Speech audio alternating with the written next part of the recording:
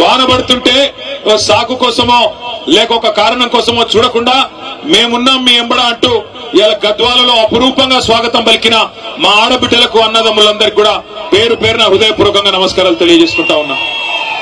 గద్వాలకి మేము రావడం కొత్త ఏం కాదు. మిమ్మల్ని అందరినీ నేను కోరేది ఒకటే, ఇవాళ పెద్దలు కేసీఆర్ గారి నాయకత్వంలో తెలంగాణ రాష్ట్ర సాధనలో కూడా గద్వాలు ఆనాడు పోరాటంలో కూడా ముందున్నది, తెలంగాణ ఉద్యమంలో కూడా ఆనాడు ముందున్నది.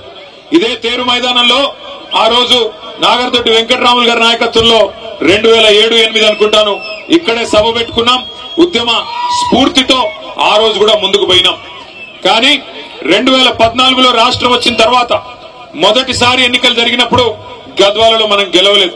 అయినా కేసీఆర్ గారు ఎక్కడా కూడా ఒక్క సెకండ్ కూడా ఆలోచించకుండా గద్వాల గాని, అలంపూర్ గాని, ఆదిలాబాద్ గాని, కోదాడ గాని, ఏ భద్రాచలం గాని, ఏ మారుమూల ప్రాంతమైనా తెలంగాణలో అక్కడ ఉండేది మన అన్నలు, మన తమ్ముళ్ళు, మన ఆడబిడ్డలు, అందరికీ న్యాయం చేయాలన్న ఉద్దేశంతో మరి మొదటి రోజు నుంచి, తెలంగాణ వచ్చిన మొదటి రోజు నుంచి అద్భుతమైన సంక్షేమ కార్యక్రమాలు, అద్భుతమైన అభివృద్ధి కార్యక్రమాలను మీకు అందుబాటులోకి తెచ్చినారు.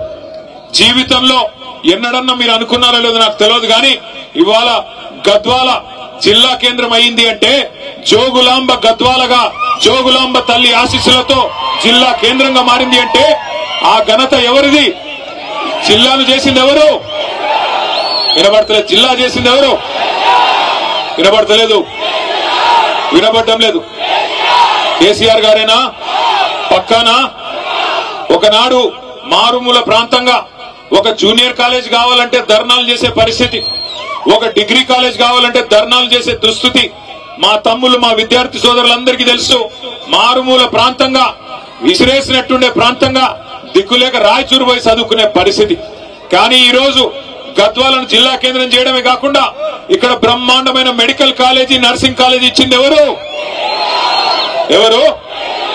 వినబడతంలే. కేసీఆర్ గారేనా? పక్కానా? మెడికల్ కాలేజ్ వచ్చింది. ఇక్కడికి వచ్చేటప్పుడు చూసుకుంటా వచ్చిన మా దర్గా కాడ మెడికల్ కాలేజ్, బ్రహ్మాండమైన హాస్పిటల్, నర్సింగ్ కళాశాల అద్భుతంగా నడుస్తా ఉన్నది. ఆ పక్కనే